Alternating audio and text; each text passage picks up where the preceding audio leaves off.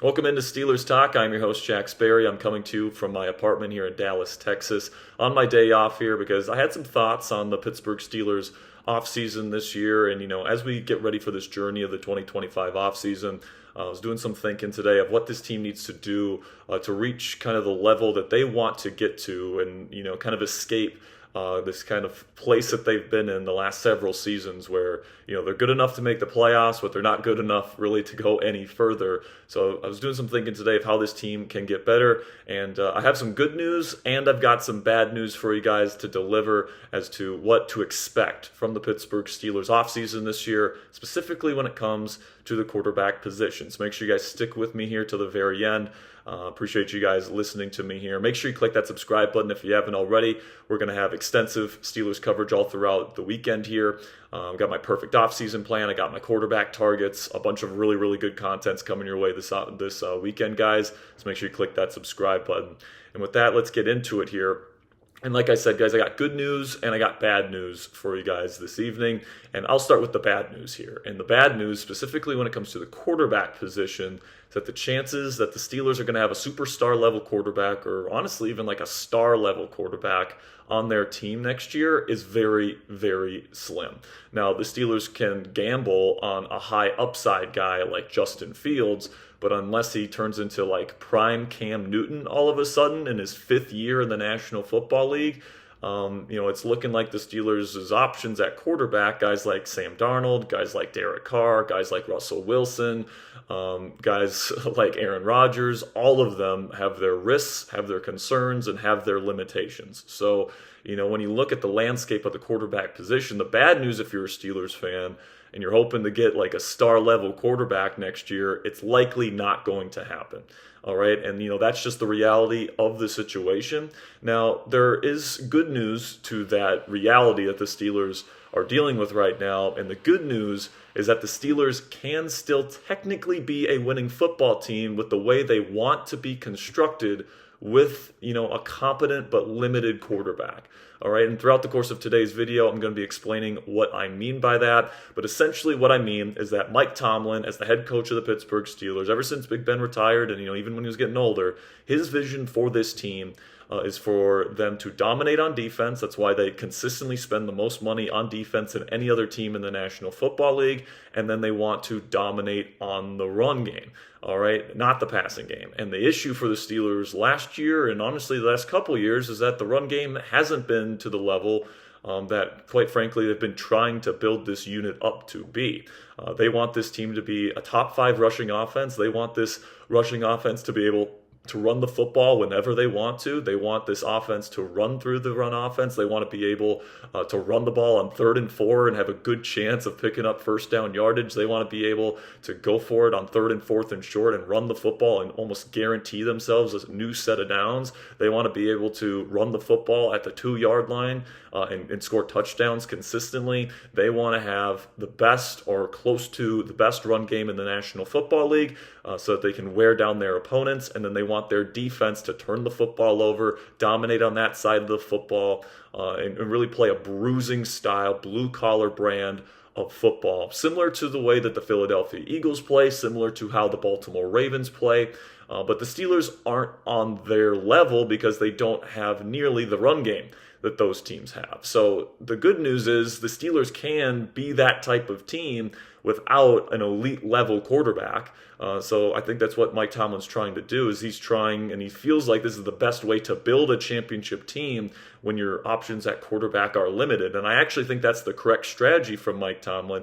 The only problem is it's a very, very narrow road to go down. All right. And in order for this team to elevate themselves past where they are right now and become a legit title contender, they are going to have to establish themselves not only as a top 5 rushing offense in the league, but also they need to have a defense that can maintain dominance throughout the course of an entire season. Last year, we saw the defense collapse just as much as we saw the offense collapse. And moving forward, the defense needs to find solutions to that side of the football. And then on offense, they need to be able to find a way to be a top 5 rushing offense next season, or frankly, this team is not going to have a chance to win a Lombardi Trophy in 2025. Now, coming up here on Steelers Talk, I'm going to explain exactly what the Steelers need to do and what they need to accomplish this offseason in order to become the team that they want to become next year. But before I get into those details, I want to give a quick word to our sponsor today at Game Time, which is the fastest and easiest way to buy tickets for the sports, music, comedy, and theater in your area. Guys, Game Time is the only ticketing app I have on my phone right now because you get the lowest price guarantee on any ticket to any event, flash deals right before the event. I'm somebody that likes to procrastinate before getting tickets, and I get them kind of last minute. With Game Time, I get even lower prices because you get those flash deals right before the event starts. And also, it's upfront pricing and it's transparent pricing, so you don't get slapped with a crazy fee at the end of it. That's something I really appreciate from our friends at Game Time. So you guys can download the Game Time app today. Use code CHATSPORTS for $20 off your first purchase today. Again, that is CHATSPORTS is the promo code when you download the Game Time app today for $20 off your first purchase. Terms do apply. It's just for that first purchase, guys. Again, CHATSPORTS is the promo code. When you download the prize or the Game Time app today.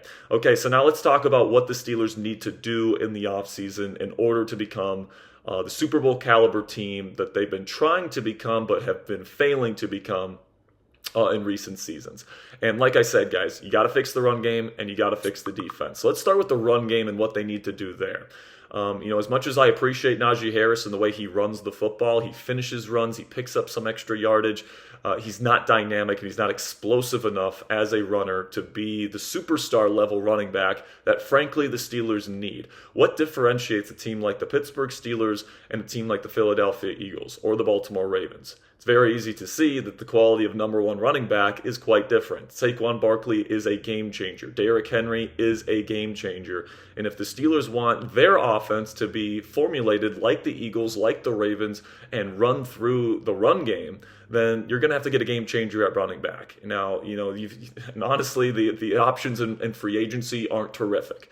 All right, like you got Nick Chubb, who I know Mike Tomlin really likes. Maybe he would be an option for the Steelers this offseason. But honestly, I think the best way to address that need in the offseason is through the draft. And honestly, I'm willing to use my first-round draft pick if it means that I'm getting the right guy for this offense. If the Steelers say Ashton Gianti is the guy and he can be a superstar-level running back year one in the National Football League and he makes it to our pick at pick number 21, I'm pulling the trigger and I'm bringing Ashton Gianti to the Pittsburgh Steelers to be this team's number one running back. And I think a combination of Gianti and Jalen Warren as your number two running back would be terrific here in Pittsburgh. Now, the second part of creating that dominant run game is not only do you have to get the right running back, but this young, talented offensive line needs to take a massive, massive step forward, and the blocking tight ends in this group need to do a lot better job next year as well. So the offensive line, it looks like you're going to be moving Broderick Jones back over the left tackle. Hopefully he develops on that side where he's more comfortable. Troy Fautano will be back. Hopefully he can stay healthy on the right side. I think if he stays healthy, he's going to be a really, really good player. And then Mason McCormick, now that the plan was always for the Steelers to plug him in at starting right guard and replace James Daniels in the 2025 season. That process was expedited a little bit when James got hurt this year. And honestly, Mason didn't play really good football. He played left guard in college, classic Mike Tomlin move. He moved him over to right guard, and honestly, it didn't work too well in his rookie season. Now, I do think McCormick is still a very talented player. Physically, he has what it takes to be a really good starting guard in the league. So, after an offseason, working with the coaching staff, working on his game, working on his technique on the right side of the line, who knows? Mason McCormick can absolutely take a big step forward in year two on the right side of the offensive line. And if Broderick Jones shows up, if Troy Fautano gets injured or doesn't get injured, and McCormick takes a big step forward, this is an offensive line that can absolutely get the job done. But they need all three of those guys to be able to answer the question marks heading into next season. And then, like I mentioned earlier, the blocking tight ends need to be a lot better. Pat Freiermuth has never really been a blocking type tight end. He needs to be better. Darnell Washington, his good reps are incredible and his bad reps are really, really bad. So he's going to have to find a nice little consistency heading into his third year as a blocking tight end.